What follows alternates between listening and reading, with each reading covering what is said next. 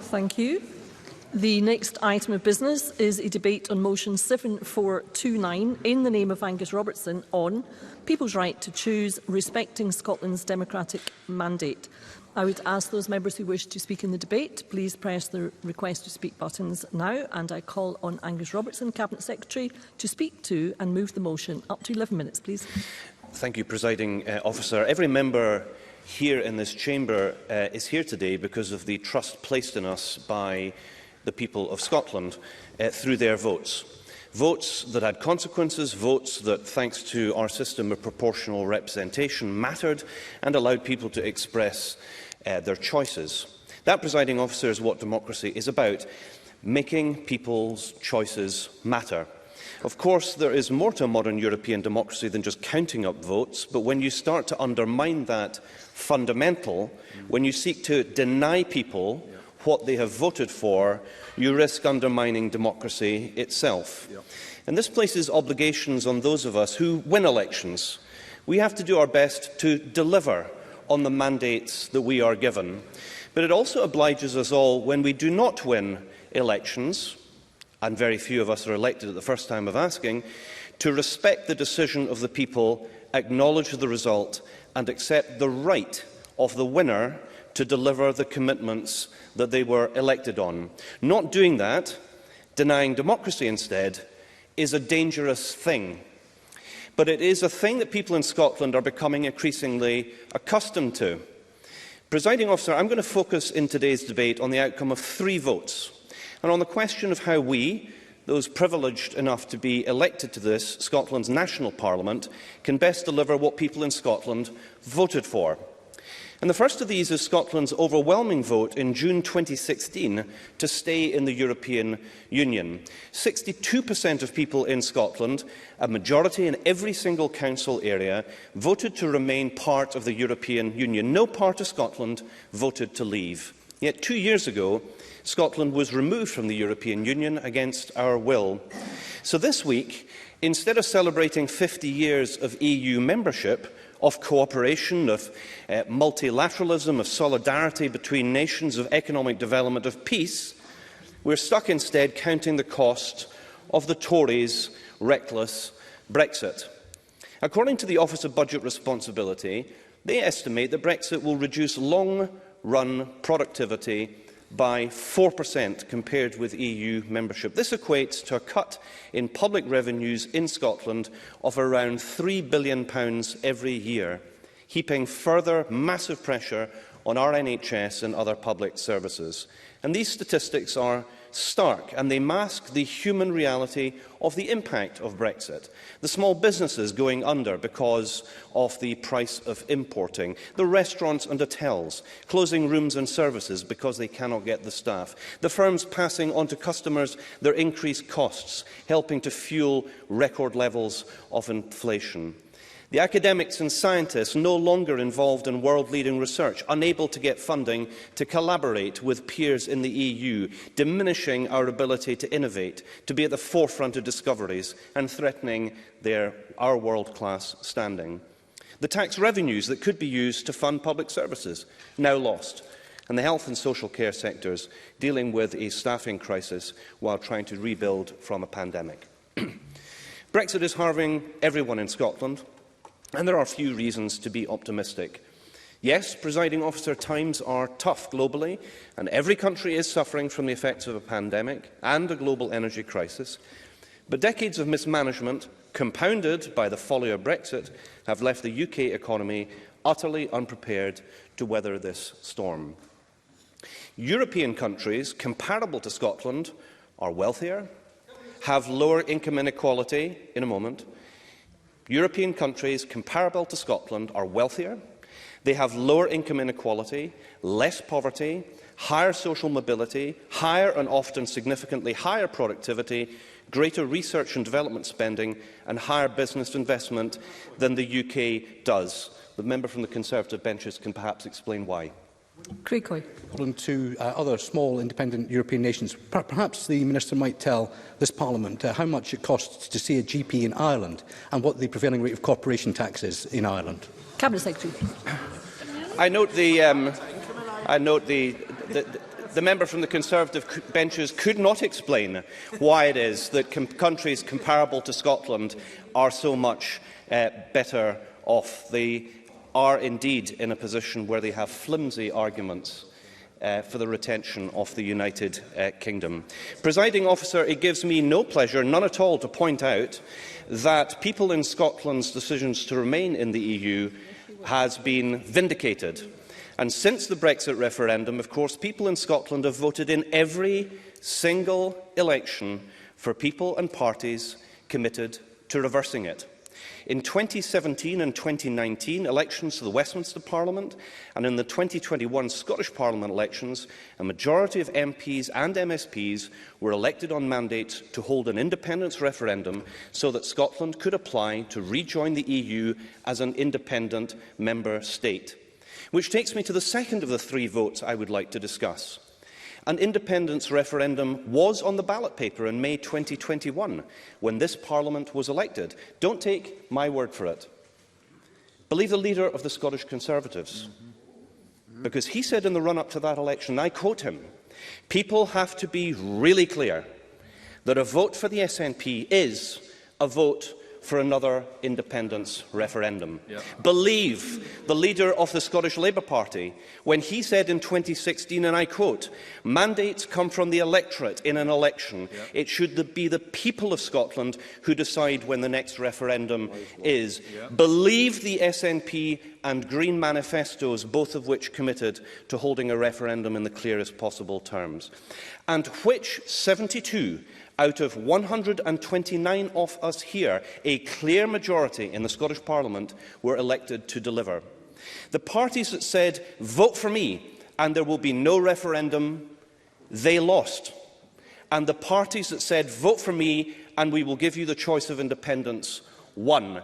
That simple act of placing one's vote next to a candidate or party that pledged in their manifesto an independence referendum is itself an exercise by people in Scotland of their right to choose their constitutional future, a right that used to be accepted across the political spectrum, a right that the Labour government in Wales accepts. It says, and I quote, presiding officer, "The UK is conceived as a voluntary association of nations.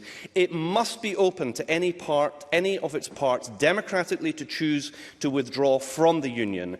If this were not so, a nation could conceivably be bound into the UK against its will, a situation both undemocratic and inconsistent with the idea of a union based on shared values and interests." A right, presiding officer, that should matter as much to those who oppose independence as to those who support it.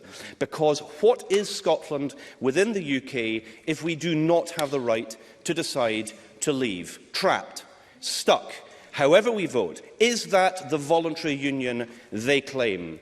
Which brings me to the third vote I would like to discuss. In 2014, people in Scotland were offered the choice of independence and they voted against it. And we accepted that result. But here is the question that requires an answer. We're not independent. After the referendum, did Scotland get what the majority voted for?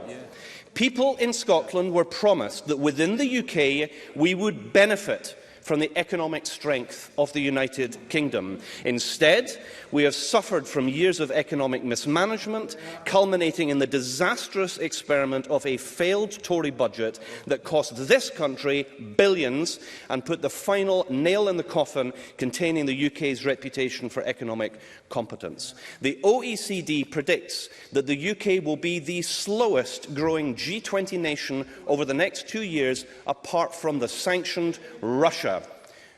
And perhaps the member from the Conservative benches will explain why the UK is doing so badly in international comparison. Liam Kerr. Thank you, Presiding Officer. On the point of funding choices, I wonder if the Cabinet Secretary thinks it's better to fund the men's shed movement to the tune of £75,000 a year or fund £1.5 million annually for the work of 25 civil servants to work on an independence prospectus? Cabinet Secretary. Given the opportunity to rise to the challenge and explain why the UK is the worst performing country in international comparison in the G20, the member was unable to do so. It's an embarrassment, and they should take responsibility for it. The latest OECD and IMF forecasts show that the UK is set to have one of the highest inflation rates among G7 nations in 2023. People in Scotland were promised that a no vote would secure Scotland's place in the European Union. Just before the referendum, the then leader of the Scottish Conservatives said in the STV referendum debate, and I quote, "It is disingenuous to say that no means out and yes means in, when actually the opposite is true. No remains we stay in. We are members of the European Union." Oh, really? The then Secretary of State for Scotland said in November 2013, and I quote, "The only guaranteed way of leaving the European Union is to leave the United Kingdom." And the Better Together campaign itself asked the question, what is the process for removing our EU citizenship? Its answer, voting yes. People in Scotland were promised a new era of respect for devolution, and that the UK would operate as a partnership of equals. Instead, we have seen the Westminster Government use its Commons majority to repeatedly overrule the Scottish Parliament in breach of the Sewell Convention. We've seen a series of power grabs through Westminster legislation, changing and limiting this Parliament's powers again and again without our consent. And now we have the UK Secretary of State for Scotland threatening, with a stroke of his pen, to overrule a bill overwhelmingly passed in this Parliament. Cabinet Secretary, I must ask you to bring your remarks to Indeed. When the will of a huge majority of elected MSPs in Scotland's Parliament can be reversed by a single figure from the Westminster Government, that shows clearly where sovereignty under the devolution settlement lies.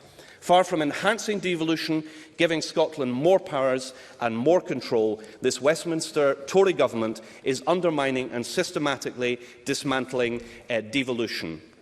The motion before us today says that people in Scotland's decisions matter, that their votes count, and their future should be in their hands, because this is about who decides Scotland's future. Is it the 59 MPs from Scotland or the 591 from the rest of the UK? Is it the Scottish Parliament or the Secretary of State for Scotland? Is it a Prime Minister from a party that hasn't won an election in Scotland since 1955? Presiding Officer, there is only one answer. The people decide. Democracy demands it. I move the motion in my name.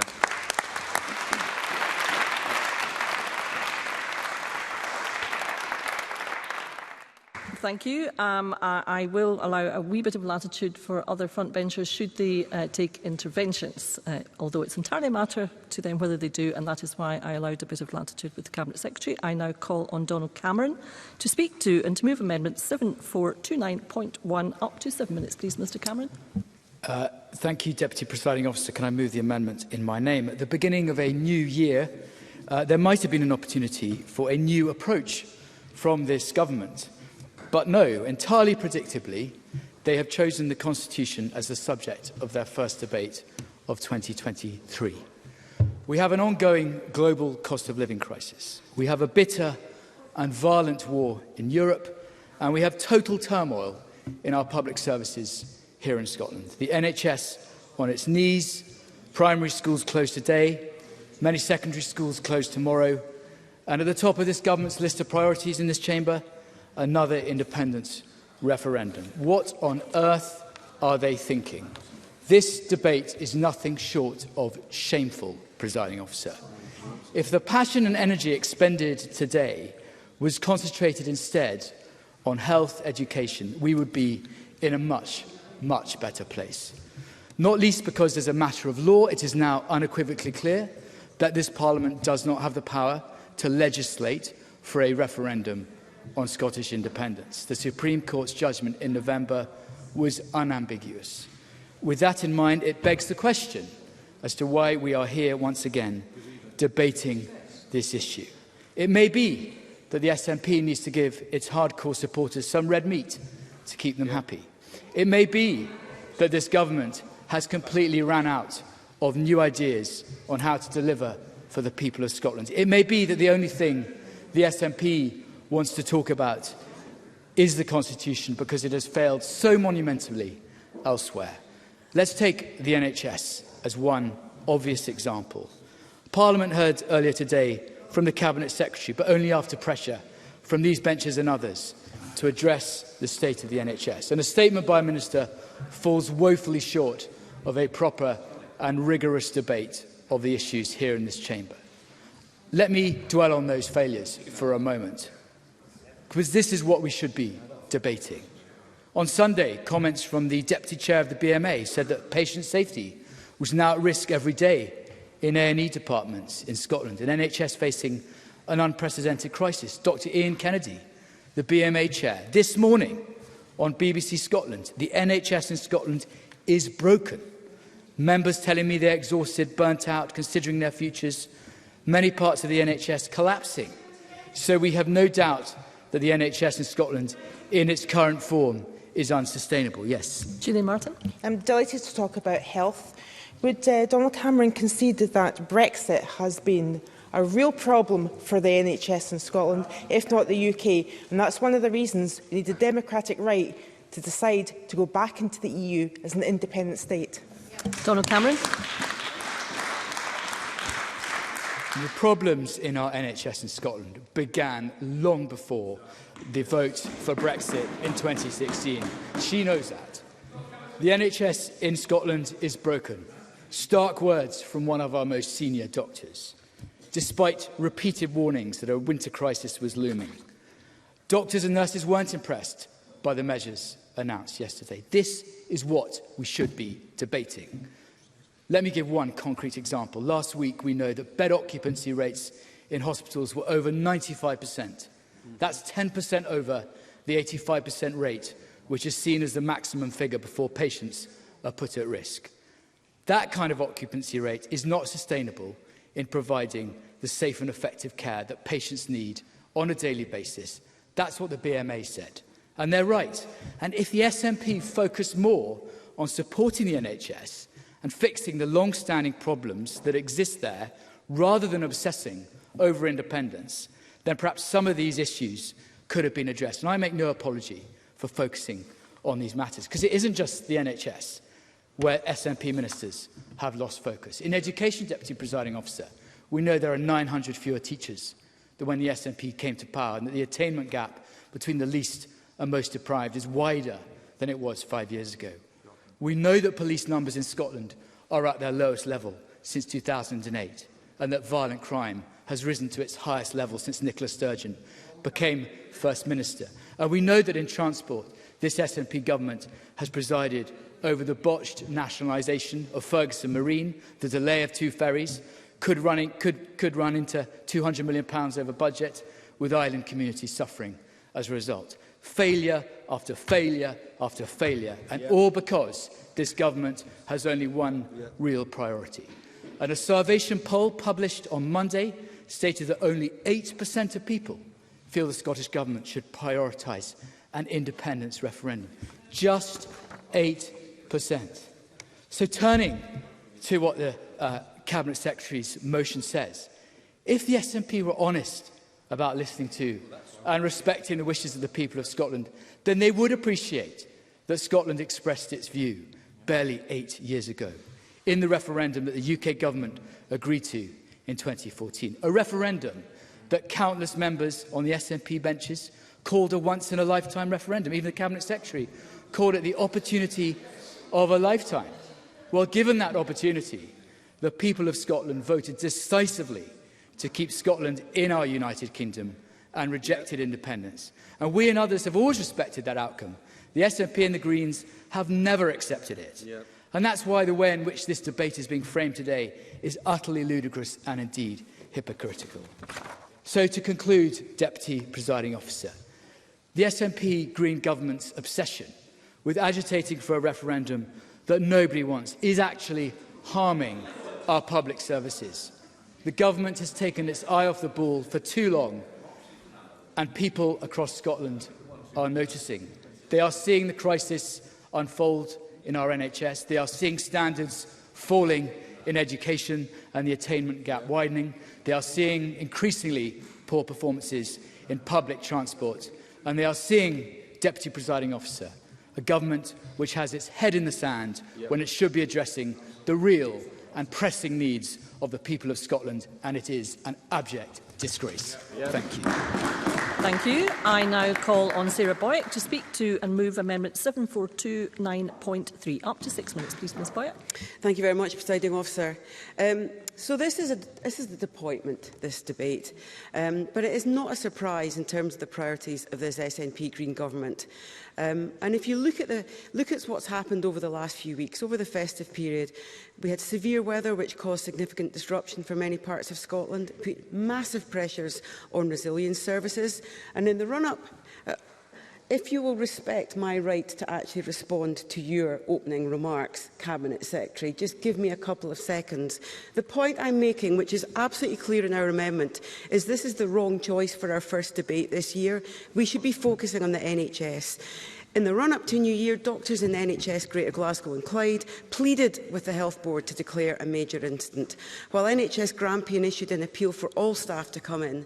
And when the Cabinet Secretary earlier this afternoon referred to NHS Lothian today, he did not acknowledge the long-standing deep issues in relation to underfunding, the lack of capacity which NHS Lothian has now and going forward with our increasing population, and crucially the lack of social care. And those were not issues that started through COVID, and in fact there were not even issues that started because we left the EU. They were in place long before that, and we know from repeated comments by representatives of the BMA that they are seriously worried about patient safety being put at risk every single day. And I will not be the only MSP that gets repeated references from constituents who cannot get through to the NHS and they end up going to A&E. Now, the SNP and Green MSPs voted against our Labour proposals to debate those issues today, and they opted for their #1 priority to debate the Constitution rather than tackling the health crisis and the cost of living crisis that is getting worse. Yes, I will, briefly. Alistair Allen. I thank the member for giving way. The member asks why we are talking about independence. Dr Allen, could you please ensure your card's on and your microphone is on? It is, yeah. Your microphone's on? It doesn't sound like it. Well, the microphone isn't coming on, so maybe you could try another seat. So apologies to Ms Boyack, and I will reflect that in the time. I appreciate that, Presiding Officer. The reason I'm mentioning this is because it's up to us to decide what we want to debate. And my view is that the choice of this discussion is more about internal SNP strategic discussions than it is about the interest of the country. Because we were told in newspapers in advance of this debate that we'd be offered a detailed blueprint for independence. And yet, what did the Cabinet Secretary do today? He gave us repeated interpretations of history from his perspective. He didn't talk about the future, and once again he offered us a false choice: the status quo or another divisive independence referendum. Now, we are not against constitutional change as Scottish Labour. Over our history we've advocated and delivered constitutional change. We delivered this Parliament, and not only that, but it's been strengthened since its establishment, and we have done that on a cross-party basis. We have been prepared to speak to people. Sorry, no, I've already tried to take one intervention. The constitutional change we want to see, because I want to focus on what we would like to see that's different, because we don't support the status quo as is. We want to empower people and communities, and where cooperation is key with nations and regions working together, that should be part of the UK's redistributive union. That does not need a divisive referendum. I'll take a brief intervention. I thank Sarah Boyack for taking an intervention. If she says that she is respecting of democracy, but the policy that was put forward by her leader in August 2022 said that the role of the Scottish Parliament is to be the expression of the democratic will of the people of Scotland, and yet Labour's amendment today seeks to remove the section in the government motion that says that the UK should be a voluntary union of nations, something that her colleagues in Welsh Labour understand. Why is it that that has been removed if Labour support democracy? I think you'll note cue applause. I think you'll note that we have retained the first half of this motion today because we do agree with the proposals, that we acknowledge there was a decision by the Lord Advocate, and we also acknowledge that we want to reaffirm our belief that people in Scotland have the sovereign right to determine the form of government that's best suited to their needs. And we took a decision on that in 2014. That is uncomfortable. That is uncomfortable. And since then, as I said in the opening comments I made, we have seen a change to the devolution settlement. My disappointment with Donald Cameron today not acknowledging that the status quo is perfect. We need to change the status quo. We need change in Scotland. And the best way to do that is not to have an independence referendum. And I would say you were making a comment about what the voters think. If you look at opinion poll after opinion poll, even SNP since the election, even SNP voters do not want an independence referendum this autumn. And that is absolutely critical, because there's interpretations of exactly what the voters think. Yes, we are here to represent our constituents, and I am determined to do that, because we are working as Scottish Labour to look at how we change the UK, to make it a more radical UK, a more redistributive UK, and to build on devolution. With respect, Presiding Officer, I didn't heckle other people when they were speaking when I disagree with them. Members, could we please listen to the Speaker who has got the floor? Sarah Boyack. Gordon Brown's constitution, which Keir Starmer established, formed the basis of the choice that voters will have at the next election. And it is not a choice between the status quo or the SNP and Greens independence offer. At the next general election, we will have a choice in Scotland to boot out the Tories, to get rid of the undemocratic House of Lords, have a directly elected second chamber, to put in place the cooperation that in the last statement the Cabinet Secretary was talking about the need to do on energy and to tackle the cost of living crisis. And we would reform the intergovernmental working with joint government councils, with secretariats that are not appointed by both governments. There are changes. Now, these don't sound exciting to the SNP, but it is crucial. And I want to finish on this point, because the SNP has been a centralising government, taking power away from our local authorities and communities, and we are now seeing services cut in our local communities. It's time to reverse that trend, so it's not just about having more powers to the Scottish Parliament, it's to stop the hoarding of power by this Scottish Parliament, to devolve power to our councils, whether it's on education, on how they invest in critical services like healthcare, in terms of supporting our health system by having care and support. I have given you an extra minute. Could you please wind up and move your amendment? Thank you. There is a better future than the divisive binary choice that's been already highlighted by the SNP today. We want radical change. We want to give people powers to tackle the cost of living crisis. Ms Boyack, please conclude and move your amendment. Now, and that is the choice that we would offer at the next election. Ms Boyack, could you please move your amendment? I move the amendment in my name. Apologies, Presiding Officer. Thank you very much. I now call Alex Cole-Hamilton. Up to 4 minutes, please, Mr Cole-Hamilton. Thank you very much indeed, Deputy Presiding Officer. I rise for the Scottish Liberal Democrats. And what a sorry and divisive start this is to the new year. Sometimes I wonder what it is we are even doing here. On the day that our schools are closed and our teachers on strike, when the first period of such industrial action in nearly half a century, when 40 patients, I can hear the SNP laughing at this, but 40 patients are dying. They are dying unnecessarily each week as a part of the crisis in emergency care. And when people face the worst cost of living in living memory, then here we are again. The eyes of the nation are fixed on this chamber, but far from the priorities they sent us here to deal with, they see another skirmish in a make-believe battle that the SNP and Green parliamentarians are fighting entirely on their own. It is make-believe, Deputy Presiding Officer, because there isn't going to be a referendum in October, and the general election won't take its place either. Indeed, it is an act of breathtaking arrogance for the First Minister to simply state that she can dictate the terms of that election. Presiding Officer, we go to the country to receive the instructions from the people who sent us to chambers like this one. It is not for a single politician to tell them that their concerns about the cost of living emergency, about the climate emergency, or the new Cold War in which we find ourselves mean absolutely nothing. And Nicola Sturgeon will find that out the hard way. And for the Green Party to join the SNP in such an enterprise is astonishing. They must be the only Green Party in the entire world to so willingly exchange environmentalism for nationalism. It is a far cry from the party first represented in this place by the respected Robin Harper, who said before the turn of the year of Patrick Harvey and Lorna Slater's support for the idea of a de facto referendum. He said, I quote, "I can't believe this has happened. Air quality knows no boundaries." Presiding officer, in this debate we will hear a lot about mandates, and more than that, we'll hear about the 2021 Scottish General Election. Deputy Presiding Officer, I remember that election. I remember when the First Minister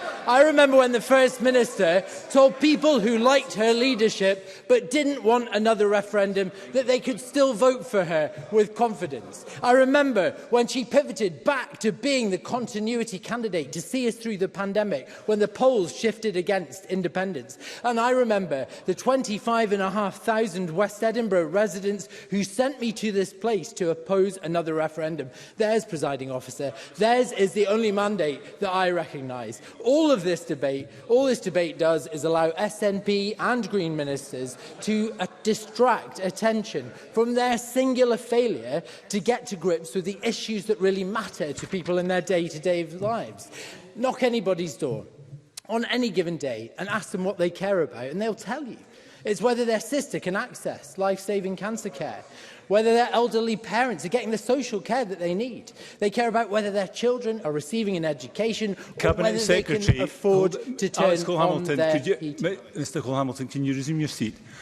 I appreciate that emotions run high in this debate. They will continue to run high, but I would expect the Chamber to listen to whoever is speaking, and I would certainly expect that of the Cabinet Secretary, who's been giving a running commentary on this speech throughout. Mr Cole-Hamilton. The fact is, Presiding Officer, this government is completely out of touch with reality.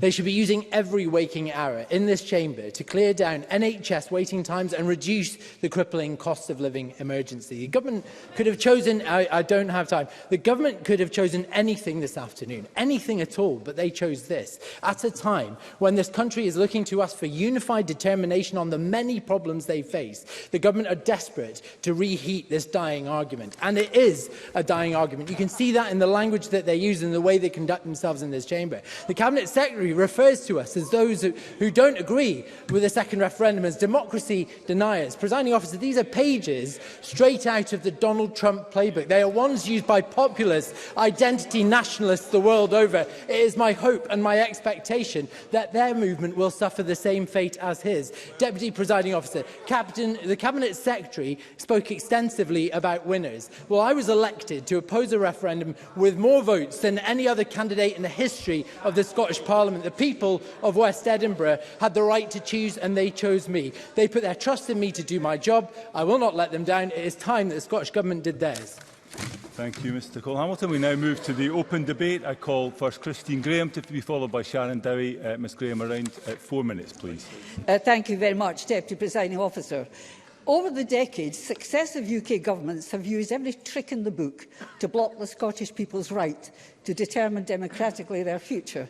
The current examples, the vote in 2014 was once in a generation, there is no demand, and the Scottish Government should focus on the NHS and pressing domestic issues. I'll touch on these as I progress. But I begin in 1979 with a referendum for an assembly. Better Together was in its infancy, but managed the extraordinary pairing of Labour's George Cunningham, introducing the rule that 40% of the electorate had to vote for it to count. The dead and those abstaining were counted as no. In fact, 51% voted for an assembly, but failed the Cunningham rule. And then there was the intervention of Tory peer Sir Alec Douglas-Hume 2 weeks before the referendum, promising more for Scotland if it voted no. I know because I was there.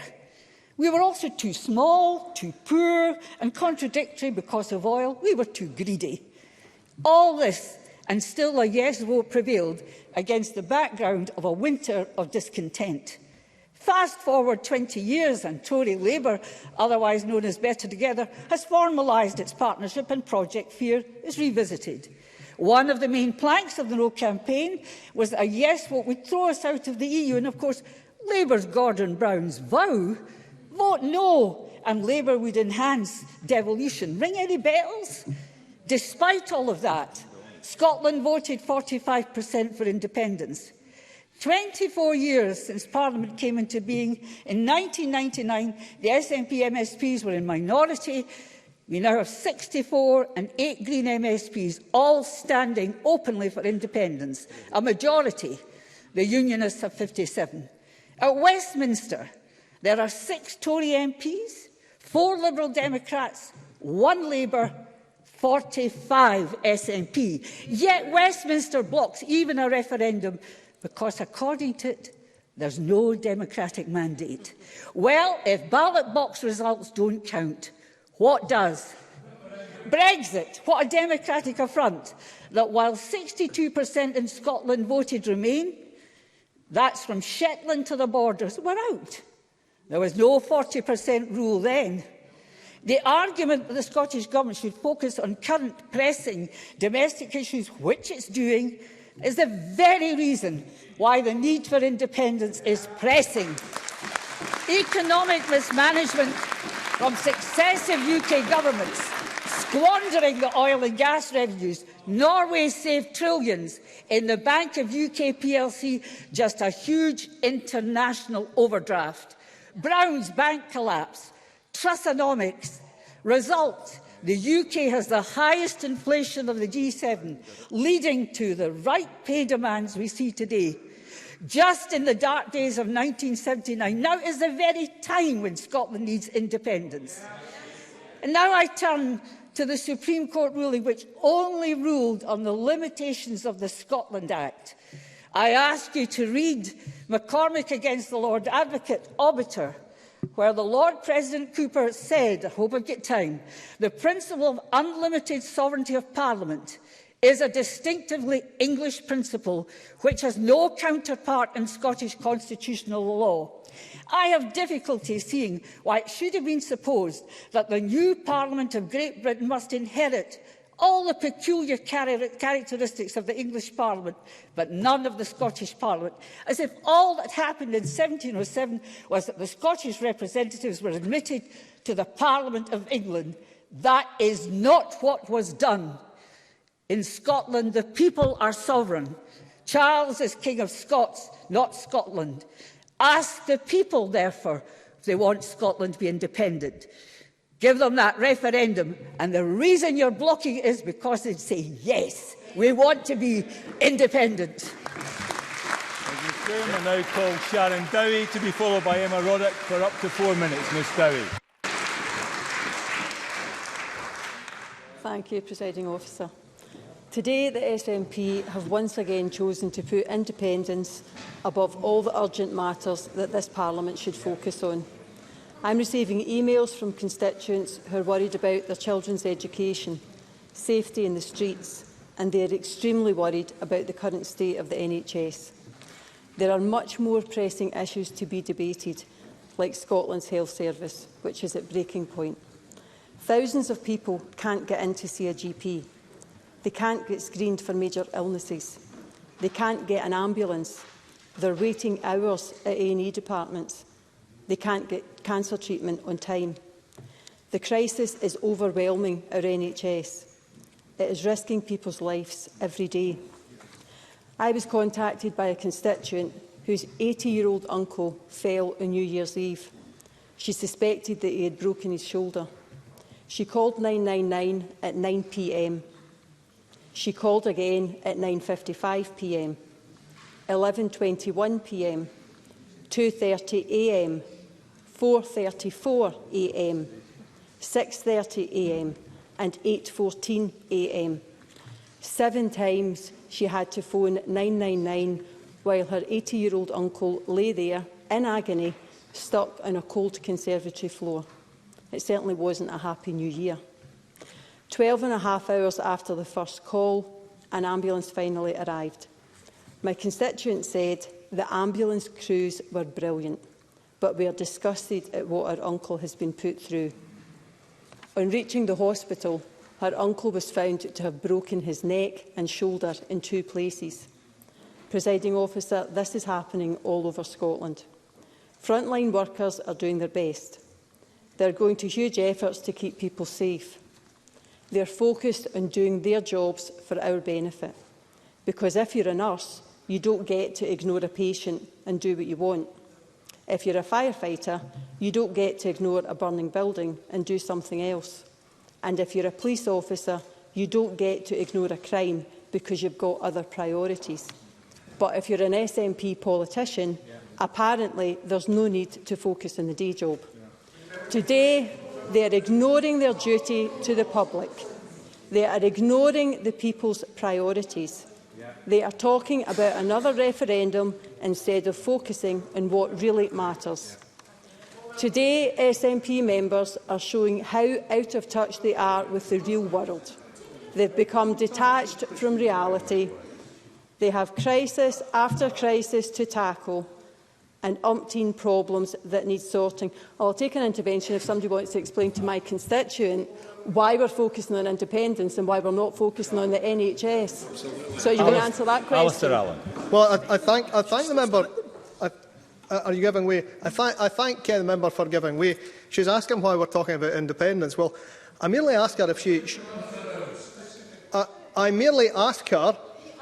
I merely put to her that her former leader, Ruth Davidson, said, if the Greens and the SNP and any of the other parties who have declared an interest in independence get over the line and can make a coalition or make a majority, get the votes in the Parliament, then they'll vote through a referendum, and that's what democracy is all about. Does she agree? Sharon Dowie. Thank you, Presiding Officer. So the member could not tell my constituent why we're standing here talking about independence instead of talking about the NHS. And I take my lead from the Cabinet Secretary because that's what he done in his interventions. From the umpteen problems that need sorted, from the ferry scandal Dowie, to the drug... Can I ask you to resume your seat? Point of order, Fiona Hislop. I'm having great difficulty listening to Sharon Dowie because of the member to my left, and I wonder if you could remind people of the volume that some people are using inappropriately. I thank Ms Hislop for that point of order. I have reminded the Chamber that I appreciate that emotions are running high. I would not single out one particular member, although I'm aware that he was shouting, so indeed were members on the government backbenches. I would please encourage everybody to treat those who are speaking with some respect. I would also encourage Sharon Dowie to move the microphone slightly closer to her. I think that will help as well. Sharon Dowie, I can give you a little bit more time, but you should start winding up now. Thank you. So there are umpteen problems that need sorting, from the ferry scandal to the drug death crisis to the life-threatening issues in our NHS. But today, yet again, they focus parliamentary time on another divisive referendum. Normal, hard-working people will be appalled by the priorities of this SNP government. While our constituents go to work every day and put in a shift, SNP ministers keep wasting time talking about their obsession. Presiding officer, it's a new year. So for the resolutions, I urge Nicola Sturgeon and her allies to focus on what really matters. Make the crisis in our NHS the top priority, not another divisive referendum. Get back to the day job like everybody else in Scotland is doing. Thank you. Thank you, Ms Dowie. I now call Emma Roddick to be followed by Michael Mara. Up to 4 minutes, Ms Roddick. Thank you, Presiding Officer. In 2014, I got to vote for the first time, somewhat unexpectedly. And in a panic, I read every book, blog and briefing that I could find to figure out where my ex should go. And the more I read, the more baffled I was that Scotland had let us go this long, being stuck in an archaic system that is designed not to let us make the changes and the progress that we want to. Since then, I, along with thousands of others, have voted SNP 8 times, in 2 Holyrood, 1 EU, 2 Westminster, 2 Council and 1 by-election, expressing each time my support for independence. And whether or not you agree with my position, it is a matter of democracy and a matter of fact that the SNP has a mandate to bring this question back. If Scotland cannot test the people's will to take decisions into our own hands, this is not a voluntary union. Refusing to allow a vote on something you disagree with is not the behaviour of an equal partner, nor indeed the behaviour of an institution that has any faith in its own arguments. After a shambolic Brexit, 5 Tory Prime Ministers and a multitude of welfare cuts, none of which Scotland voted for, the situation has changed and people have a right to change their minds as well. That we are here with yet another clear electoral mandate to hold a referendum, but unable to because Whitehall says no, is an outrage no matter what your constitutional stance is and how you would vote in that referendum. If there is any morality left in Whitehall, then MPs must know that their anti-democratic, nonsensical and unsustainable stance is immoral and honestly making our case for us. Our voices can't be heard in this union. We often refer to the union being broken, but honestly, this is its design. The union wasn't made to give Scotland its say. Whitehall's stance on a referendum is just the most visible example of how Scotland is treated as standard. This is what happens with employment rights, with energy policy, trade, immigration, equality, universal credit, Brexit, and I could go on. Scotland can vote en masse for SNP MPs who then vote en masse in the Commons, only to be shot down by the government of the day. One thing I think it is worth pointing out in response to criticism so far is I don't want independence for the sake of it. It's not an end in itself. I don't want to move from one bad system to another. I don't want an independent Scotland to treat disabled people the way that successive governments down south have. I want democracy here to be improved for greater community empowerment, more devolution to councils, clearer representation so that people know and understand who is making decisions that affect them. And I believe that independence would pave the way for progressive politics to happen. Independence to me is a means to an end.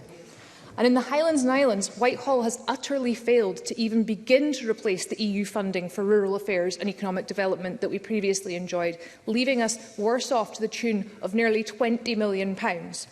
We are struggling to replace the health and social care, hospitality and agricultural workers who no longer feel welcome thanks to a Brexit we didn't ask for and didn't vote for.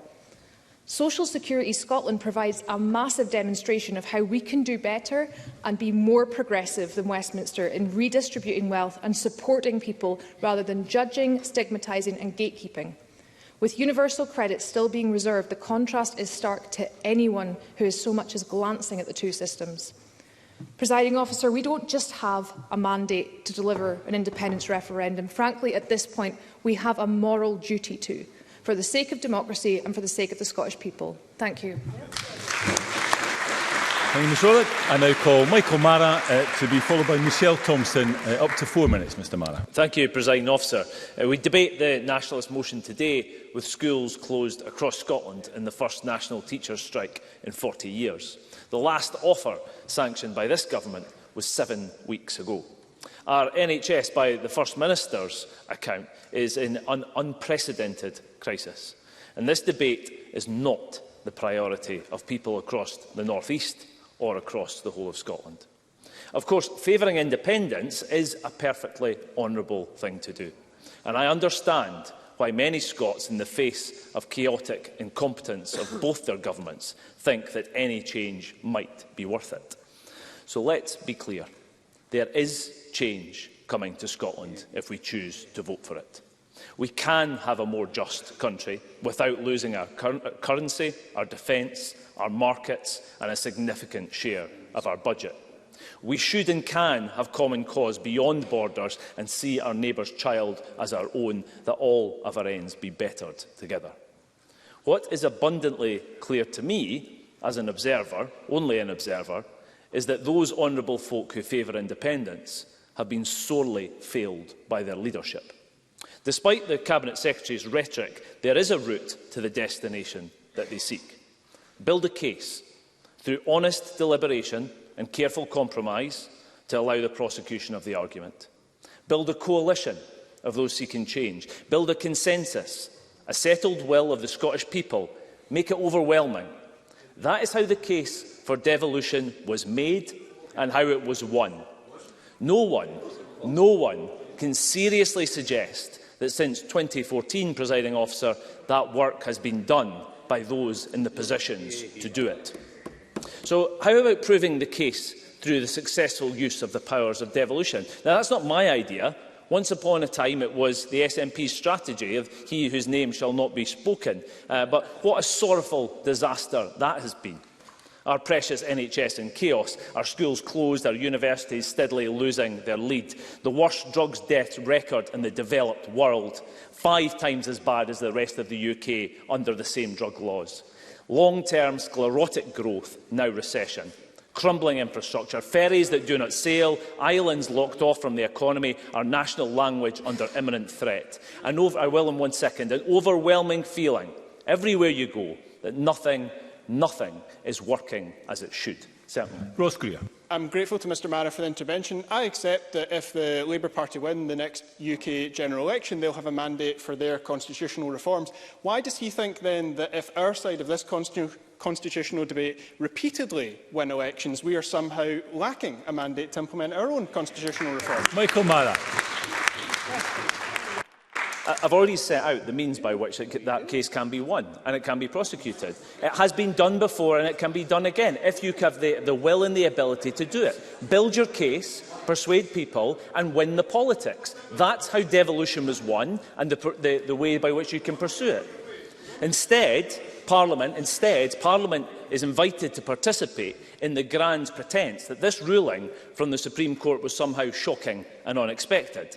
That the First Minister, having marched her faithful troops up the hill for the umpteenth time, is doing anything more than playing to the faithful, keeping the kettle boiling, another wheeze, another tune on the fiddle while Scotland burns. They claim to be opposed to austerity and produce a growth commission promising to cut further and deeper year on year.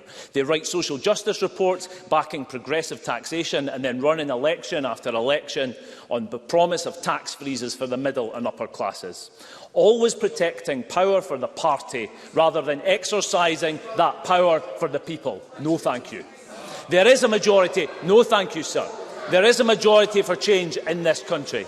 The further devolution of power out of Westminster into all parts of the UK, 300 economic clusters can be turbocharged for growth by empowering them directly, the abolition of the House of Lords, replacing it with an assembly for the nations and the regions, a government that will clean up politics, bringing an end, presiding officer, an end to the years of Tory sleaze and corruption. That's the choice that is now in front of us. The job of this government should be to make Scotland work again.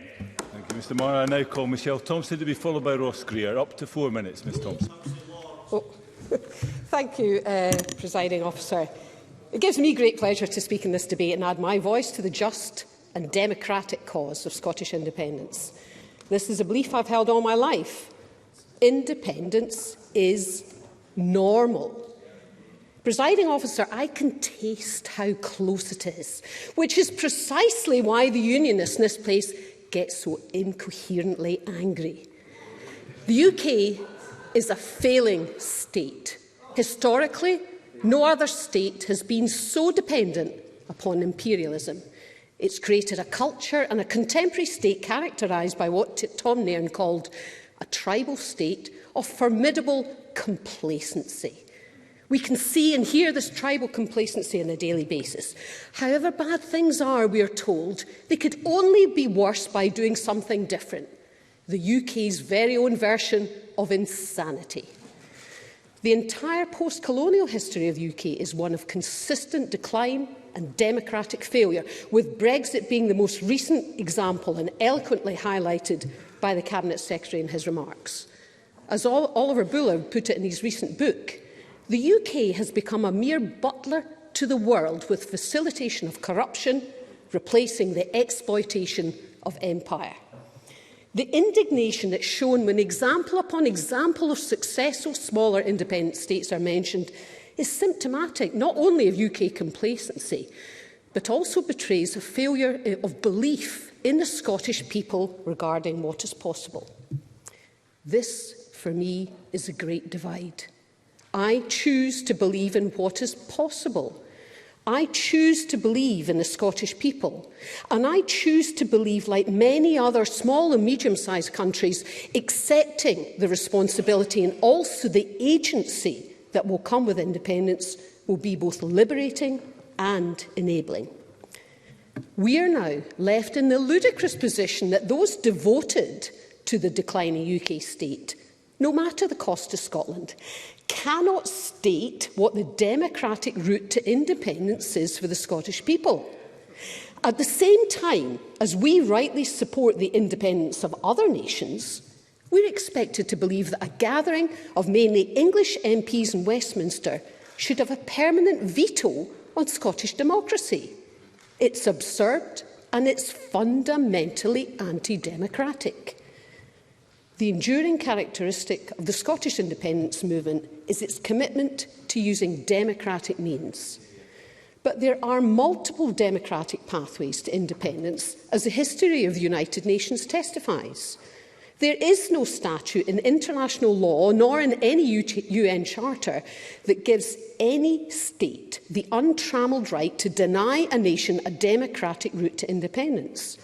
Now, a referendum may seem the simplest, but it's not been the most typical route to achieving independence, and the will of a people can be exercised in many ways. Take the historically significant UN Resolution 435, which paved the way for Namibian independence, which included defining a democratic process leading to an election and not a referendum.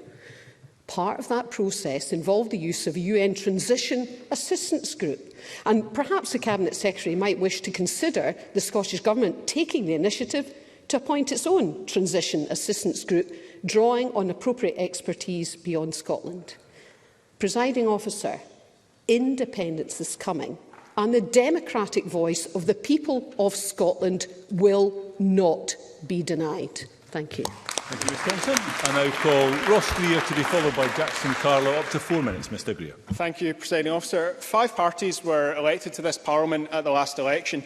By any normal measure, those of us who believe that Scotland's future should be in Scotland's hands won that election. The Scottish Greens and SNP increased our combined majority of seats, and we won more votes, 16,000 more than the Conservatives, Labour and the Lib Dems. When people vote for political parties, they reasonably expect them to fulfil the commitments in their manifesto. So when anti-independence politicians take offence at our claim that they are opposing not just independence, but Scottish democracy itself, the question for them to answer is, what else do you call it when those who have lost an election prevent the winners from fulfilling their democratic mandate? Don't take our word for it. Ahead of last year's election, Douglas Ross said, people have to be really clear that a vote for the SNP is a vote for another independence referendum. His Conservative colleague for the Lothians, Jeremy Balfour, helpfully stated, just remember, a vote for the Green Party is a vote for independence. Former Tory leader Ruth Davidson was even clearer. She said if the Greens and the SNP and the SSP or any of the other parties who have declared an interest in independence get over the line and can make a coalition, make a majority, get the votes in Parliament, then they'll vote through a referendum. That's what democracy is all about. Back in 2016, Labour leader Anas Sarwar observed that mandates come from the electorate in an election. If they don't believe any of that anymore, it's for them to explain how they reconcile whatever their new belief is with their claim to still respect Scottish democracy. All of us on the pro-independence side of this debate accept the judgment of the Supreme Court. This Parliament cannot legislate for a referendum without a Section 30 order from Westminster. But the UK's constitutional settlement is based heavily on precedent, and the precedent here is clear. In 2011, for the first time, a clear majority of pro-independence MSPs was elected. The UK Government accepted this as a mandate for a referendum, and a Section 30 order was granted. So why, a decade later, when the Green and SNP manifestos were even clearer and independence a much more widely understood issue, have not just the UK's Tory Government, but its Labour opposition rejected this precedent? Precedent can be rejected, but if the Tories and Labour want to claim that they still respect Scottish democracy and the views of the Scottish public, the onus is on them to explain their alternative method for the people of Scotland to exercise their right to choose their own future. Yes. Jackie Dunbar. Thank you, and I thank Ross Greer for the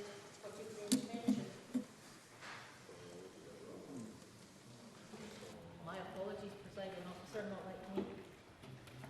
I thank the member for taking the intervention. Would you agree that it is totally undemocratic and, quite frankly, a disgrace that in 2023 we've got folk 25 years old and under that's never been able to have a say on how if their country should be independent or not, and them themselves are their own generation? Ross Greer. I thank Mr Barr for that intervention. I think it's a really important point. There are 500,000 people on the electoral register in Scotland who have not had the opportunity to cast their vote on Scotland's constitutional future. That, to me, is the definition of the generation that our colleagues in the opposition like to speak about so much. Winning an election used to be the uncontroversial gold standard mandate for delivering your manifesto. The Tories and Labour have trashed that democratic norm for no better reason than they lost the election and they don't like who and what the public chose instead. They need to be prepared to accept the accusations of being anti-democratic, because that's exactly what they're doing. I believe that Scotland can be a fairer, greener country with the powers of a normal, independent nation. We can rejoin the European Union and begin undoing the damage of a disastrous Tory Brexit, now also endorsed by the Labour Party. We can take basic steps to improve the quality of life for the vast majority of people who live here, like raising the minimum wage beyond the poverty pay levels set at Westminster. We can undo not just the anti-trade union acts of the post-2010 Tory government, but every bit of anti-union legislation passed since Thatcher began her assault in the early 80s. Scotland can be a beacon of workers' rights and environmental rights. We could reduce emissions and fund the just transition with a carbon tax on big polluters and end the licences of any new oil and gas fields in the North Sea. I believe in Scottish independence, but first and foremost, I believe in democracy. If the anti-independence parties are offended by the independence movement's claim to now be Scotland's democracy movement, maybe they should stop thwarting what the public actually voted for and accept that it is time to put this question to the electorate once again. Thank you, Mr Gray. I now call Jackson Carlaw to be followed by Jim Fairley. Up to 4 minutes, Mr Carlaw. Thank you very much, Presiding Officer. And as I don't get out much anymore, can I welcome this opportunity to contribute to this first and extremely good-natured debate of the new year. Can I begin by saying that I don't think it's enough to say bad SNP. I think, charitably, at the heart of the government motion is a question: what is the legitimate and democratic route to a second referendum? And what I absolutely believe is that 8 years of trading insults across this chamber, which is largely what we have done since 2014, has not advanced the argument one iota or one jot. I agree in part with Michael Mara that I think that there are democratic routes towards another expression of Scotland's opinion. They just don't happen to be ones in which we agree. Firstly, since the Supreme Court has determined that responsibility for the Constitution rests at Westminster, is for MPs elected from Scotland, as Mr Gray and Mr Robertson were, to argue at the House of Commons in favour of the argument that they have for a second independence referendum, and to seek, as Mr Mara did, to persuade, to construct a consensus around the argument that that second referendum should take place. They say that inevitably that is not a prospect that can succeed. I don't fundamentally agree. Time is short, but I may come back. Secondly, is to respect the view of the First Minister and others at the time, which was that this was a once-in-a-generation vote.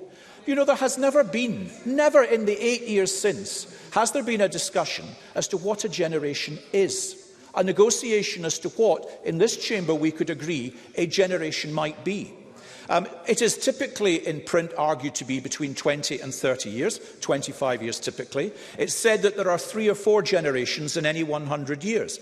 Arguably, that might say that this Parliament could legitimately, on the words of the First Minister, look to another referendum in 2039. But it is a subject about which the Government has never sought to engage other parties in this Parliament in any discussion whatsoever. What Mr Robertson did in this debate was to keep returning to the concept of mandate. He said again that the Conservatives have not had a mandate in Scotland since 1955. I think he said votes matter, votes count, without a shred of irony. Because sitting in his government are the Scottish Green Party, participating with the lowest share of the vote of any governing party in the history of the United Kingdom. 91.9% of the people of Scotland rejected the Scottish Greens and all they stand for at the 2021 election.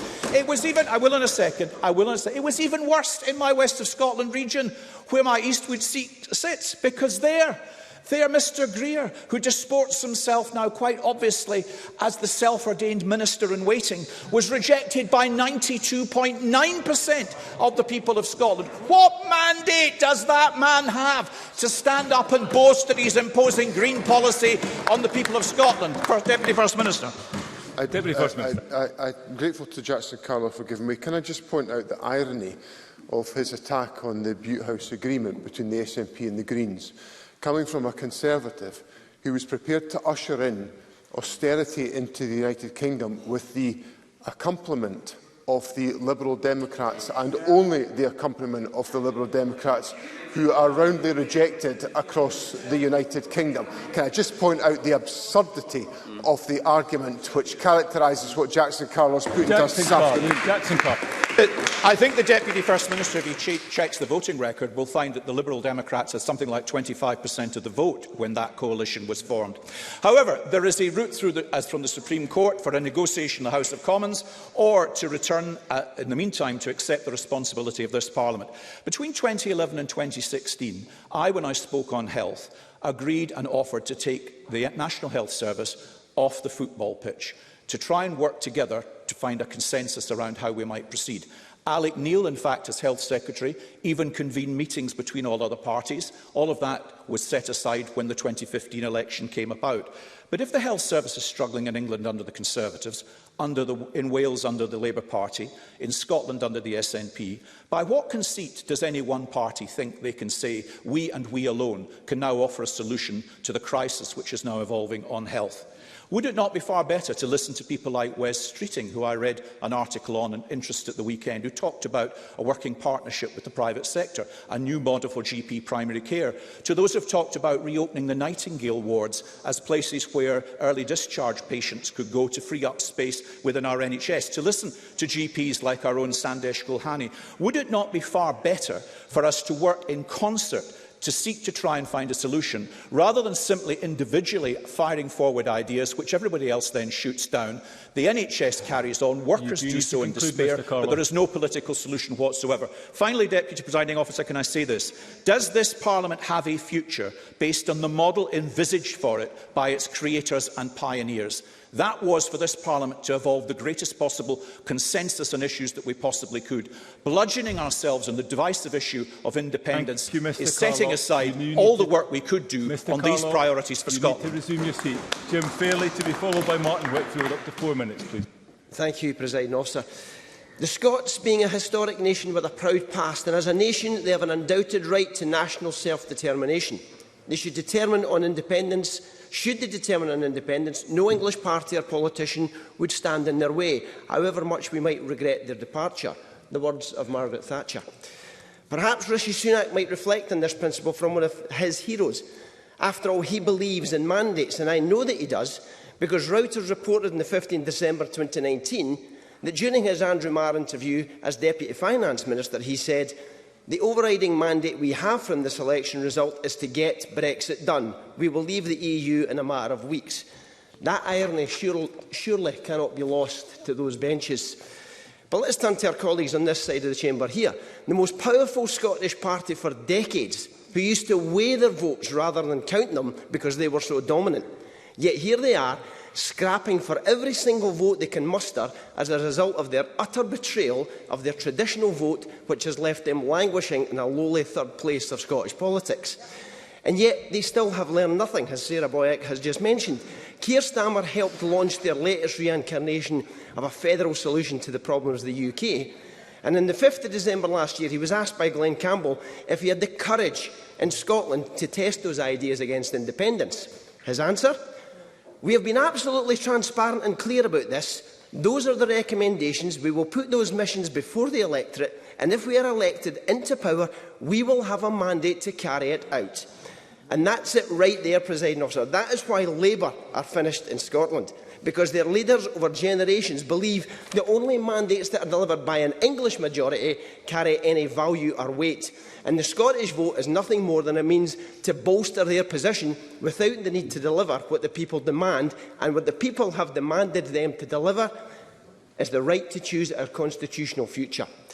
Alex Cole-Hamilton, on the 3rd of July last year, was asked by Martin Geisler if the SNP won a general election, would that constitute a mandate? He replied, no, not at all. And yet, Presiding Officer, in the same interview, he was reminded of his own party's manifesto commitment in the 2019 general election that they would simply reverse the Brexit decision. Now, his response to that point was that they didn't win the election, but, Presiding Officer, we did. So, by the rationale of Mr Cole-Hamilton's argument, we in these benches should simply declare independence. But we won't. It's not this party's policy not to allow the people to have their say, unlike the other three unionist parties in this debate. And it's for that reasoning that the lady who deserves the final word of my contribution, Presiding Officer, is Winnie Ewing. As the opening speaker for the SNP in the Queen's Speech debate in November 1977, she said, "The national movement will not go away. If the people of Scotland are satisfied with them in a Parliament, that is what they shall have. Although we shall go on protesting that they want more. And if the Scottish people do not want more, we shall not win elections after that. It is a simple matter of democracy." Presiding Officer, it is a simple matter of democracy, and if other parties actually believe in democracy, then their own denial of it should worry them far more than the outcome of a referendum. Thank you, Mr Fairley. I now call Martin Whitfield to be followed by Karen Adam for up to 4 minutes. Mr Whitfield. I'm very grateful, Deputy Presiding Officer, and as always a fascinating debate at the start of the year. But it is a false choice that's being presented before us. We have the SNP's costly obsession with independence, and we have the Tories' status quo. There is a third way. The Labour is offering the choice of a stronger Scotland and a transformed UK at the next general election. And why should that be important? Because when we look at what leads the news tonight, it won't be this debate. It will be the stories of the children who couldn't go to school today because of a strike. It will be the stories of the NHS in crisis.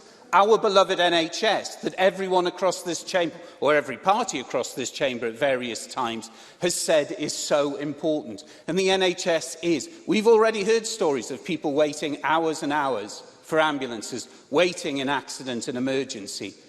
We have the crisis of heating and of living and of feeding. We have the pressures that families are under as their children, who should go to school, can't today, about having to take a day off work to look after them, of people working from home in the post-COVID way because they can. The stresses that are being put on our communities out here, those very communities that so many people have said today have voted for them or voted for the other, those communities who tonight aren't concerned about an argument about independence.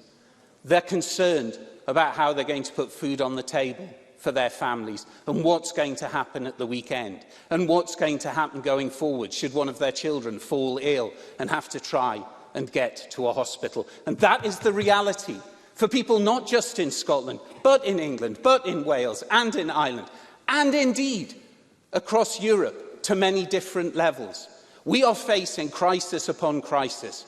And we are spending time arguing today, discussing, debating today about the differentials over an independence vote. And I think it is fascinating, more than happy to. I'm not even asking a question. I thank the member for giving way. Would you accept there's 129 of us? We can deal with a lot of issues at the one time, including the short-term crisis and the long-term future. Yes. Martin Whitfield. Thank you, Deputy Presiding Officer. Really? The crisis that we had in this chamber, sitting until the early morning hours before Christmas. The fact today that we faced business motions requesting debates on the NHS. With the greatest respect, I struggle to see this Parliament deal with more than one thing at a time. And I think that comes from the attitude of the government towards this Parliament, and indeed some members across this Parliament, of their attitude to how government business needs to be conducted. Do you want to intervene on that? I would love. Gillian Martin. As a committee convener, surely you must see, even looking at the timetable of daily in this Parliament, there's committees dealing with matters all the time in parallel with one another. That's a ridiculous thing for Martin Whitfield to say. Please, through the Chair, and I would encourage members not to make interventions from a sedentary position, and for those speaking not to take interventions from a sedentary position. Mr Whitfield. I'm very grateful, Deputy Presiding Officer. We can discuss that comment. Yes, committees can't sit while the Chamber is sitting. And that's, in essence, doing just one thing at a time. And there needs to be change. There needs to be a better development so that this government can be held to account. And it also needs members of this Parliament, I humbly suggest, to show a little level of respect if we want to conduct debates the way that people seem to indicate they wanted debates to be conducted, rather than shouting matches. I am desperately conscious of time, and it's a shame, because I wanted to talk about the opportunity that Europe offers with the Parliamentary Assembly of the Council of Europe, and also the national delegation to the Congress, on which SNP, Labour and Conservative elected officials from across the UK, but also from here in Scotland, sit and can influence the debate across Europe. But given the nature, I would like to finish just by asking the Cabinet Secretary. He opened with a very powerful statement about people should respect the winners and what they do. The fact remains that, unfortunately for us, maybe in part due to the investment that certain parties here made actually in the Brexit campaign, Brexit was won by people who wanted to leave Europe. Should we respect those winners? I'm grateful, Deputy Presiding Officer. Thank you, Mr Whitfield. I now call Karen Adam for up to 4 minutes, please, Ms Adam. Thank you, Presiding Officer. I'm delighted to stand here today in the Chamber to debate a manifesto commitment that my constituents voted me in to deliver. The SNP won the Scottish election with this commitment front and centre to hold a referendum. Firstly, I just want to address my colleague Jackson Carlaw, who spoke of the Tory, Labour and SNP governments struggling with the NHS crisis. Can I point out that there's a stark difference between these governments? The Tories can borrow more. The Tories can change immigration policy, but they choose not to. And that is the terrifying fact. In 2021, I included independence referendum in my campaign socials and materials, as did my opposition. But theirs was with a plea to reject an independence referendum. Now, talk about obsessive, because their materials included more talk of an independence referendum than mine. Now, I won a majority, such as my colleagues did, advocating for Scotland's inalienable right to independence, and it is on that basis we formed a government.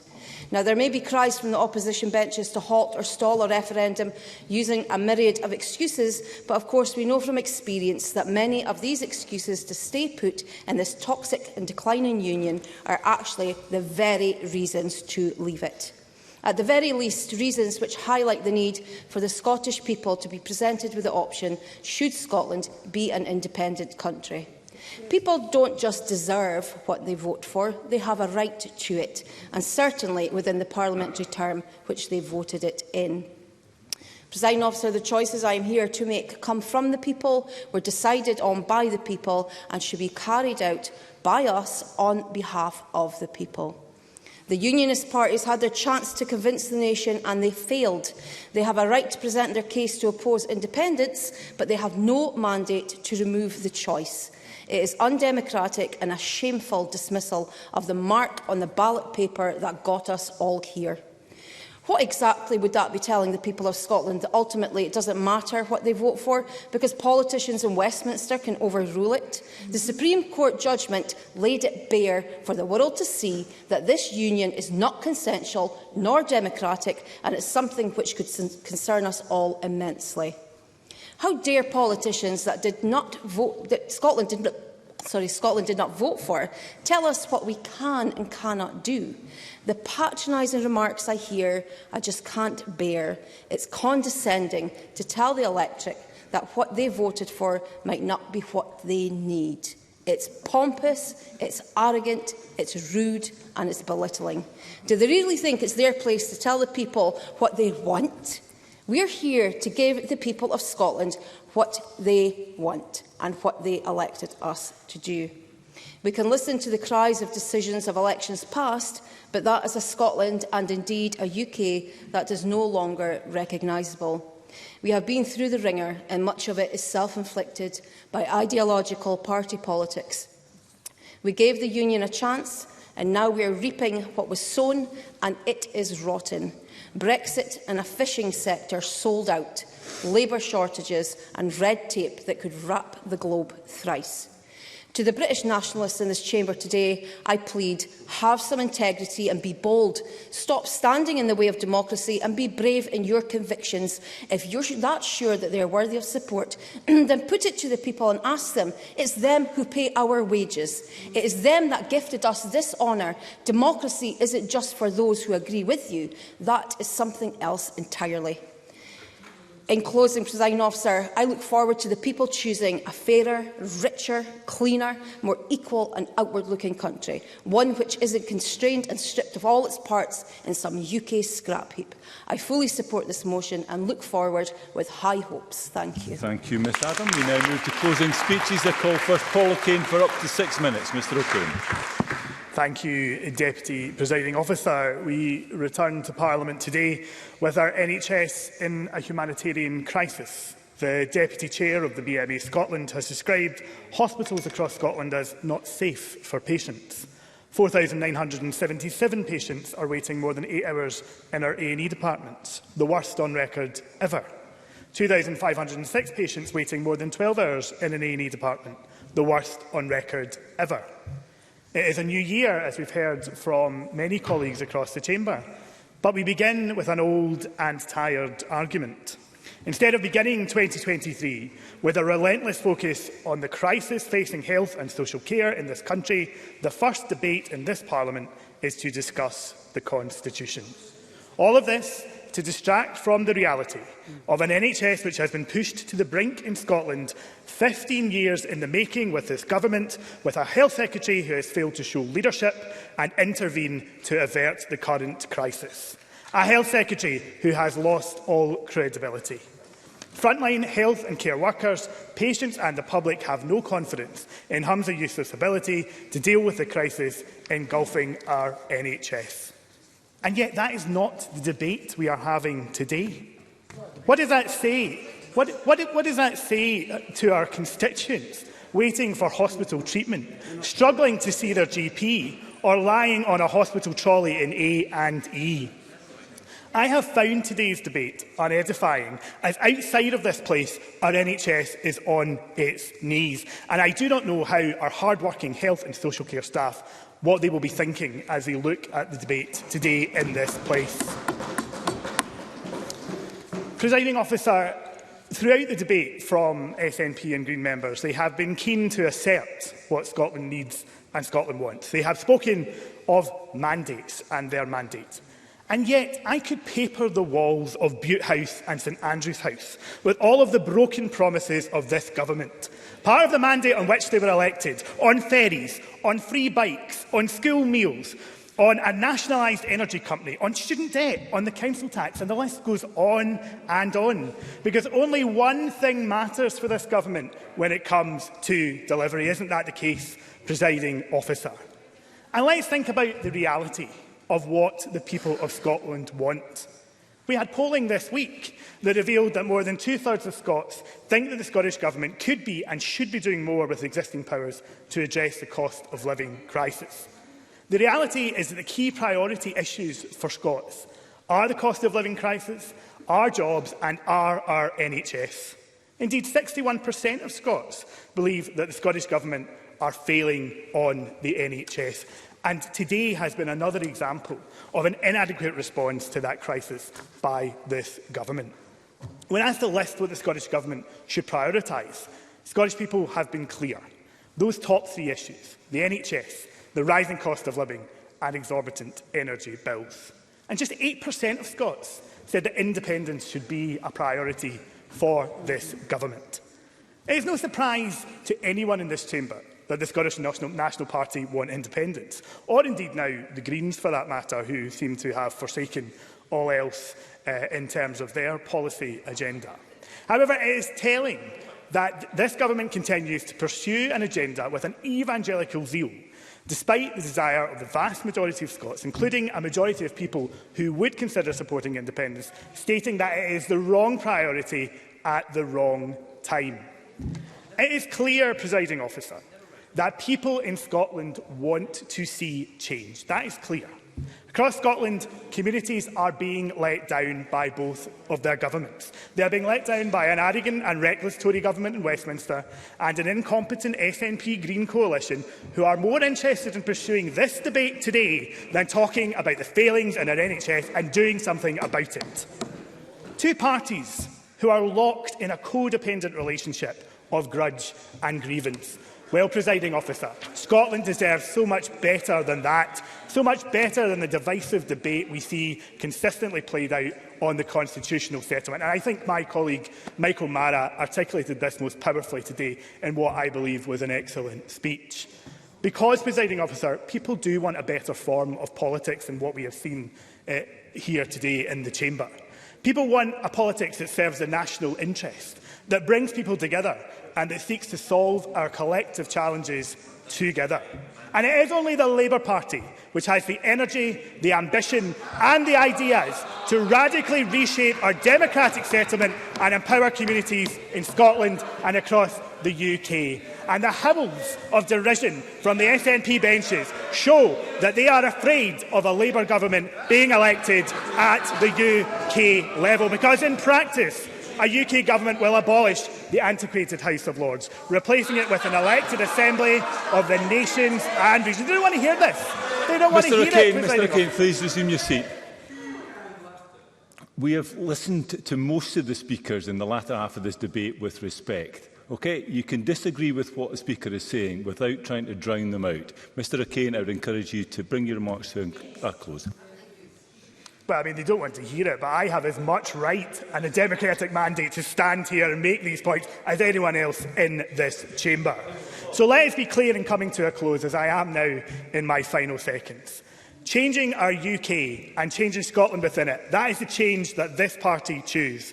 It is the change that we will deliver at a UK general election. I'm very grateful, Presiding Officer. Thank you, Mr O'Kane. And now Paul Morris-Golden for around 7 minutes, please, Mr Golden. Thank you, Deputy Presiding Officer. Let me begin by saying how disappointed I am we are not discussing more pressing matters. Families hit hard by the cost of living crisis, businesses struggling with energy bills, or the emergency engulfing our health service. And we should be discussing our NHS today, as my colleagues Donald Cameron, Sharon Dowie and Jackson Carlow have all highlighted. Ian Kennedy said that many doctors remain to be convinced that the Scottish Government's practical response matches up to the huge scale of the problems the NHS is facing. It's no wonder, given that the Scottish Government have lost focus and instead they are once again forcing us to discuss their grievance agenda, something we have seen from every nationalist speaker to a lesser or greater extent today. Sarah Boyack spoke about a new way forward in the work of Gordon Brown, and Alex Cole-Hamilton, in a passionate speech, outlined how the Scottish Government are out of touch with reality and how the Greens have traded environmentalism for nationalism. But let me be clear.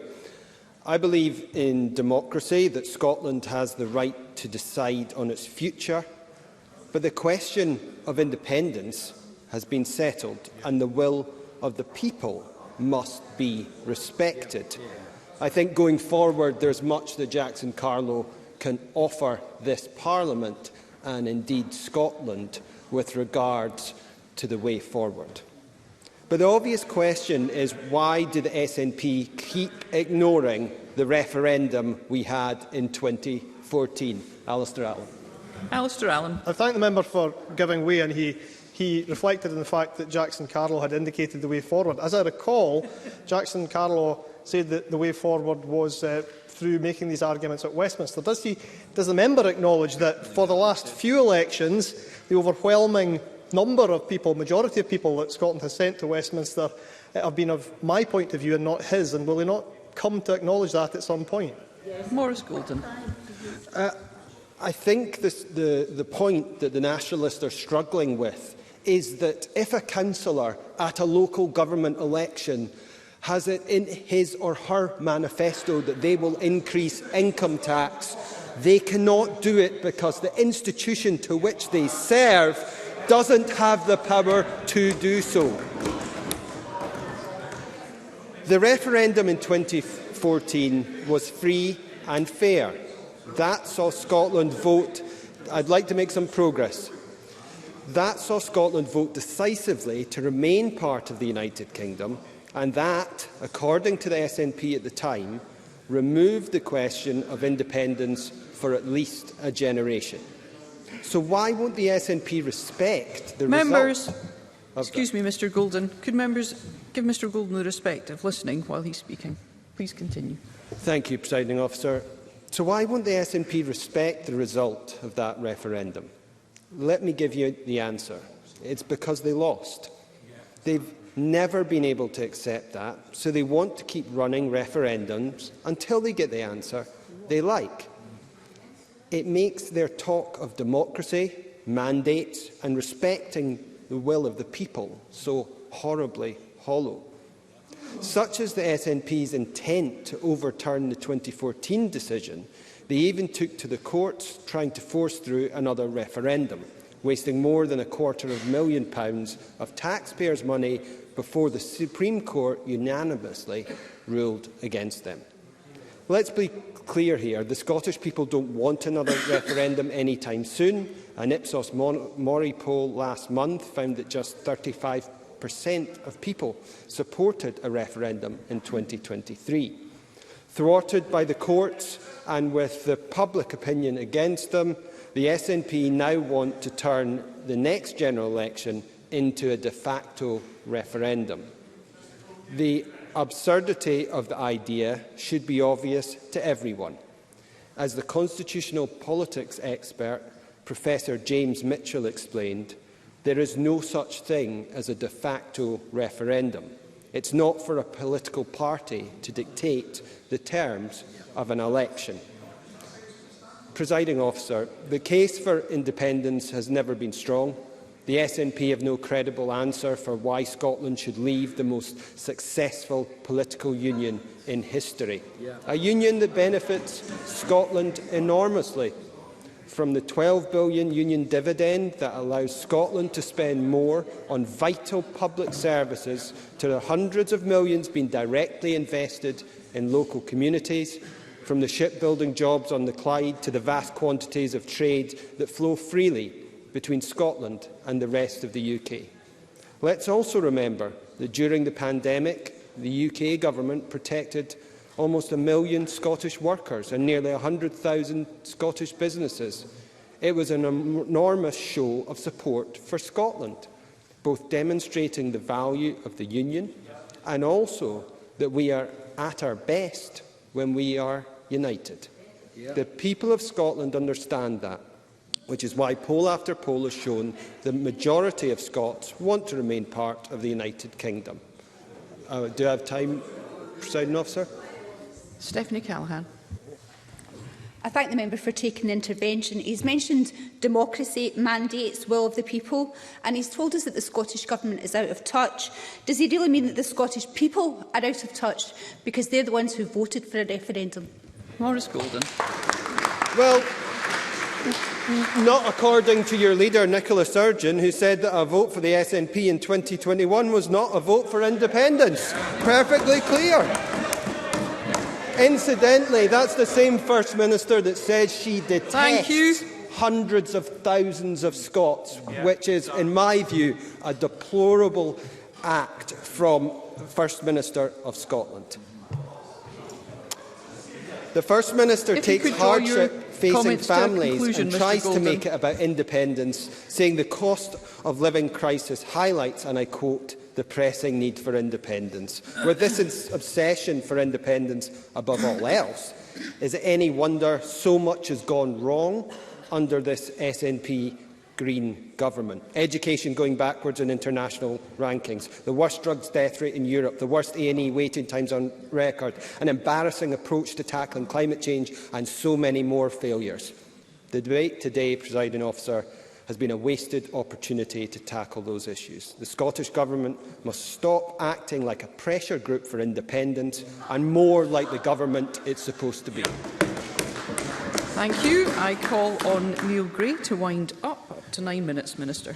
Thank you, Presiding Officer. Part of the motion we are debating today invites us to reflect on the recent judgment of the UK Supreme Court, a judgment that noted that votes cast in an independence referendum would possess the authority and a constitution and political culture founded upon democracy of a democratic expression of the view of the Scottish electorate. Unfortunately, the Supreme Court ruled that under our devolution settlement, a referendum to allow such a democratic expression of people in Scotland's views would be in itself incompatible with Westminster sovereignty, and so out with the powers of this Parliament. Without a change to this Parliament's powers, we cannot ourselves legislate for an independence referendum. But that does not mean that a mandate to give people in Scotland a choice about their future cannot be delivered in a Scottish Parliament election. The precedent of the 2011 election is clear. When people elect a Parliament on a clear mandate to deliver a referendum, both of Scotland's governments should listen to that and facilitate that referendum. The UK Government had no difficulty at that time accepting that a mandate could be delivered through an election to this Parliament, and they were right to accept that, and they should be doing so again now. This is Scotland's national Parliament. If a mandate cannot be delivered in a Scottish Parliament election, where can it be? And some have raised opinion polling today. Incidentally, 6 of the last 7 polls back to November last year actually show a majority support for independence. But no opinion poll can give a mandate to a Parliament. Only votes can do that. And I would invite those who would quibble with that or try to speculate about what people in Scotland really want when they elect a Parliament to reflect on the consequences of their position for democracy. After all, polls showed no overwhelming support for independence in 2011 when the UK Government accepted this Parliament's mandate to deliver a referendum. No, when it comes to exercising the constitutional right to choose their future, people in Scotland do it in the ballot box, in elections. And, Presiding Officer, I'm surprised that there is any doubt in this chamber that people in Scotland alone have the right to choose their constitutional future. It used to be accepted across the political spectrum. It was Margaret Thatcher who said, as a nation, the Scots have an undoubted right to national self-determination. Should they determine on independence, no English party or politician would stand in their way. It was John Major who said of Scotland, no nation could be held irrevocably in a union against its will. And the report of the cross-party Smith Commission said, after the 2014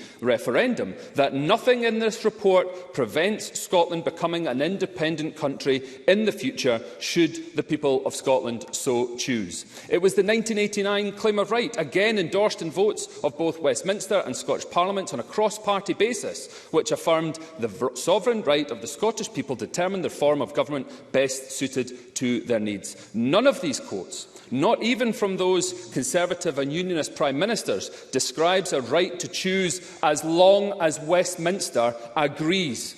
And that is what disappoints me most today about Labour's amendment, because Labour sought to remove and delete the section in the Government's motion today that the UK should be a voluntary association of nations, and that it should be open to at any point to choose by democratic means to withdraw, something that was lifted almost entirely from a report from the Labour Welsh Government, confirming quite the distance that the leadership of the Labour Party in Scotland, and I say leadership because I don't think all of their members or voters will agree with the position. The STUC certainly does not, and that they renege on what they signed up to in the Smith Commission. They also renege on the report that they just published in August last year, which said that the role of the Scottish Parliament is to be the expression of the democratic will of the people of Scotland. So it's little surprise that opposition parties have not much enjoyed the tag of democracy deniers that's been levelled at them today. But to paraphrase Alistair Jack's duck analogy, if they try to block a debate in this place about Scotland's democratic choice today. If they refuse to accept the result of the Brexit referendum in Scotland, if they refuse to accept the outcome of the last Scottish election, and if they refuse to allow the people of Scotland to have their say over their future that they have voted for, then they are democracy deniers, Presiding Officer. And it is not simply enough to say warm words about the rights to choose. Actions are needed. It has to be made real. There is no meaningful right to choose if the people of Scotland can simply, perfunctorily be told by the UK Prime Minister no. Respecting the right to choose, putting the words I've quoted into practice means coming to the table, entering discussions, accepting, as we accept, that while we may never agree about the ultimate destination of Scotland's constitutional journey, we agree that it is one for the people of Scotland who live and work here. Now, the First Minister has made clear that this government is ready to have those discussions. It is up now to the UK government to come forward and respect the outcome of elections in this country. And so, in conclusion, Presiding Officer, Derek Bateman was a great journalist, committed supporter of independence and a thoughtful commentator. In one article, he argued that independence can't be portrayed as a knee-jerk response to our limited freedoms and imposed restrictions. The point about independence, he said, is that it is the creation of the people, not the lawyers. The people decide, the lawyers draft, and the politicians legislate. It is a national cri de coeur, and he was absolutely right. The merits of independence are not for today. Independence gives us the chance to plot a different path that rejects austerity, utilises our undeniable natural resources, the talents of our people, and make our economy work for our people by tackling poverty. The merits of independence are not for today, because today, I'm concluding, because today is not for us to decide. Today is about allowing the people of Scotland to take their democratic right to choose their own future. That used to be something that united us all, but it is for the people to decide their own future. Very good.